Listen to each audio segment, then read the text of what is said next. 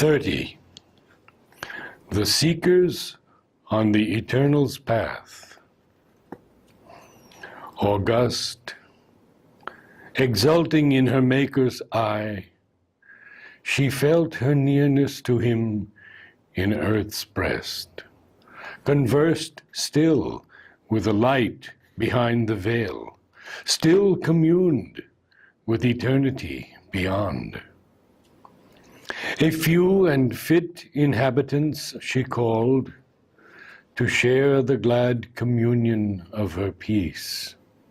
The breadth, the summit were their natural home. The strong king sages from their labor done, freed from the warrior tension of their task, came to her serene sessions in these wilds. The strife was over. The respite lay in front.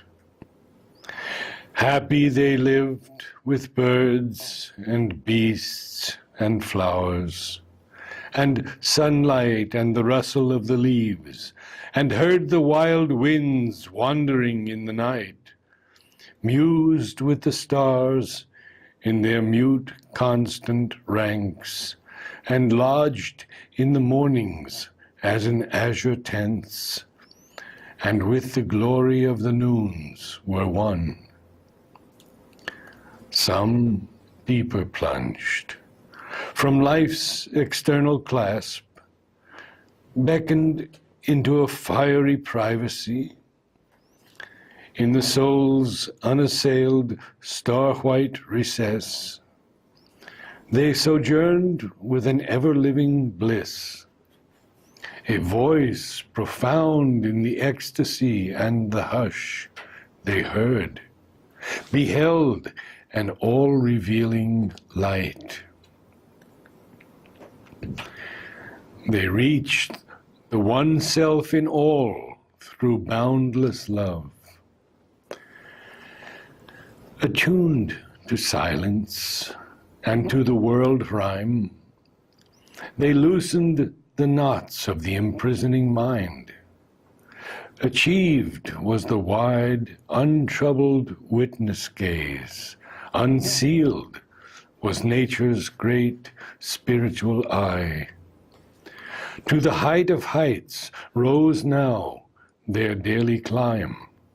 Truth leaned to them from her supernal realm. Above them blazed eternity's mystic suns. Nameless, the austere ascetics without home, abandoning speech and motion and desire, aloof from creatures, sat absorbed, alone, immaculate in tranquil heights of self, on concentration's luminous, voiceless peaks, world-naked hermits with their matted hair, immobile as the passionless great hills. Around them, grouped like thoughts of some vast mood, awaiting the infinite's behest to end. The seers, attuned to the universal will, content in him who smiles behind earth's forms, abode ungrieved by the insistent days. About them, like green trees girdling a hill, young, grave disciples fashioned by their touch, trained to the simple act and conscious word, greatened within and grew to meet their heights.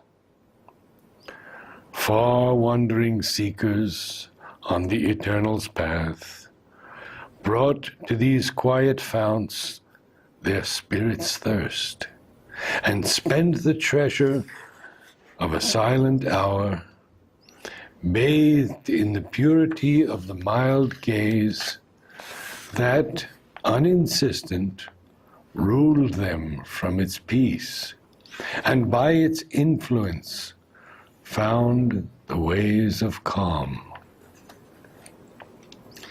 The infants of the monarchy of the worlds, the heroic leaders of a coming time, king children nurtured in that spacious air, like lions gamboling in sky and sun, received half-consciously their godlike stamp.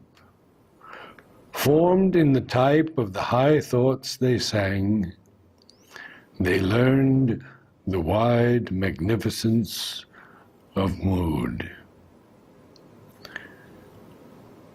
That makes us comrades of the cosmic urge, no longer chained to their small separate selves, plastic and firm beneath the eternal hand, met nature with a bold and friendly clasp, and served in her the power that shapes her works.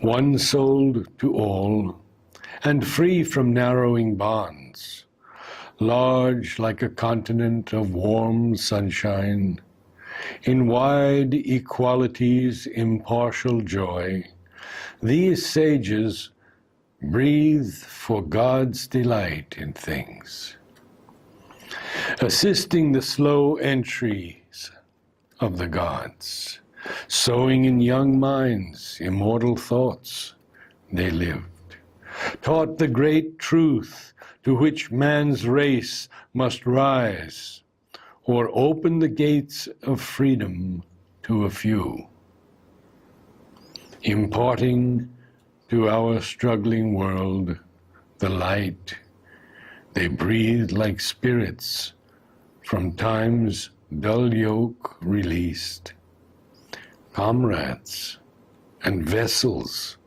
of the cosmic force, using a natural mastery like the sun's. Their speech, their silence was a help to earth. A magic happiness flowed from their touch.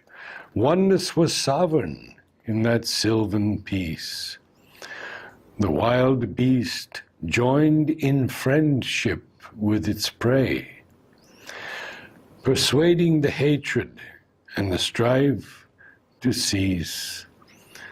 The love that flows from the one mother's breast healed with their hearts the hard and wounded world.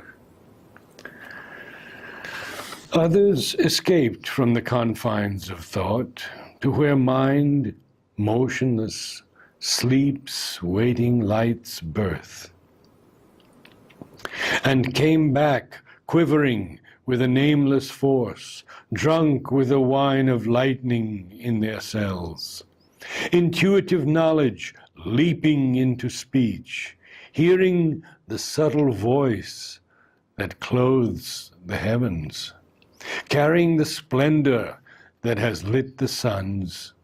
They sang infinity's names and deathless powers in meters that reflect the moving worlds. Sight's sound waves breaking from the soul's great deeps.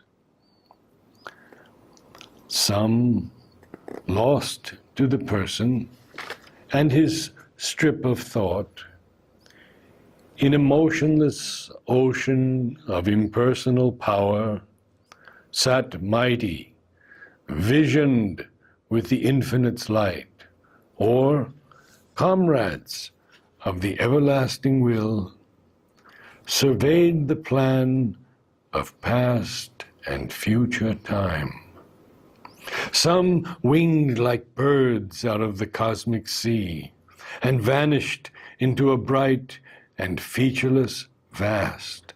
Some, silent, watched the universal dance, or helped the world by world indifference. Some watched no more, merged in a lonely self, absorbed in the trance from which no soul returns. All the occult world lines forever closed, the chains of birth and person cast away. Some, uncompanioned, reach the ineffable.